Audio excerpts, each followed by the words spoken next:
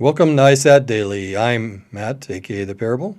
And I'm James, aka Patriots_Rising 17.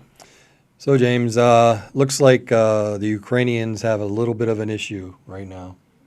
Yeah, they're feeling threatened by Russia, definitely. And the headline that we're reading is that the government is considering arming the citizens, which I am in no means opposed to. I Hmm. think that they should be armed already. I think that's our Second Amendment, and I think that that should be uh, a A rule right? across a rule worldwide, right? A Yeah, right, maybe, for a this one. right worldwide. Yeah, thank you. So, let's So take a look at this. Top Ukrainian military advisor reportedly floats arming citizens if Russia gets too close. The official told the New York Times that the government might have to open its weapons depot to its population so that people could defend their families if the Ukrainian military were to be defeated. Ukrainian generals told the New York Times that Russian forces would overwhelm their nearly 100,000 troops if an invasion were to happen. General Krylo Budanov, the head of the Ukrainian's military intelligence service, told the New York Times that Ukraine needs to be objective at this stage. Yeah, objective is, I don't know if that's the right word, but reality is going to hit them pretty hard if you have, an estimated, probably 150, 170,000 Russian troops with superior firepower that are looking right down at you. yeah, so I think the bad news is that Russia is certainly making its presence known to Ukraine and showing some sort of a threat as a potentially going in and infiltrating and taking over Ukraine. Yep.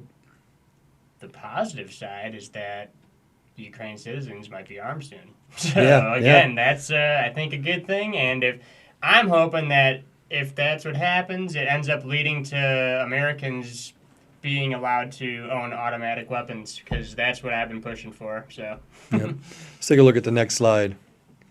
So Budanov outlined a nightmare scenario where the Russia begins its assault with airstrikes and rockets that target Ukraine's ammunition depot and troops in their trenches. The New York Times reported such an attack could lead to the Ukrainian military's incapacitation. So, actually, if you look at the smaller caption here, if Russia really wants to unleash its conventional capabilities, they could inflict massive damage in a very short period of time. Robert Lee, the U.S. Marine Corps veteran and Russian military expert, told the New York Times they can devastate the Ukrainian military in the east really quickly within the first 30 to 40 minutes. So that's how long it would last, basically.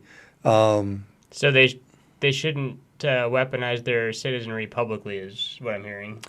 well, I really don't think it would make quite a big of a difference at this point. And, if they really wanted to do that, I think they probably should have done that already.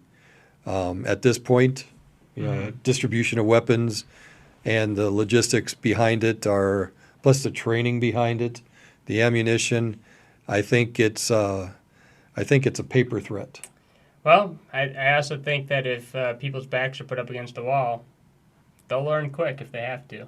Yep. So I think that that's give it a shot and see. Yep. We also got a clip here.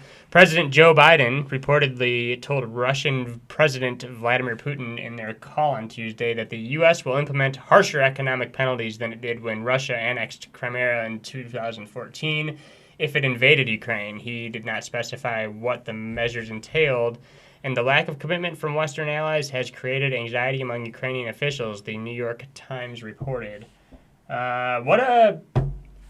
What a 180 from Trump being impeached over this bullshit like this. Yep. Like he got impeached because of talking with Ukraine. Yeah. And now Biden's I don't know. Well, I guess he's making threats to Russia, but if you go back to when Joe Biden was the vice president of the United States and you look into his history with Ukraine there, he's definitely. I think Hunter can help him out, maybe. Yeah, they definitely have some Ukrainian ties and blackmailing going on there. Yeah, I think Ukraine has some issues, and I don't think they're going to be able to wiggle out of this one so easily. And unfortunately for the Ukrainian people, their backs are against the wall and they have a government that won't support them. Yeah, but we're hoping for the best for Ukraine, and like as long as people are fighting for freedom, that's what I care about most of all. So Yeah, if they are, yeah, that we don't know, do we? yeah. So very good. Please subscribe, like, and share the video. Have a great day, folks. Had a rough week? Current events got you down? Join us Friday at 8 p.m. Come on, man. Check us out.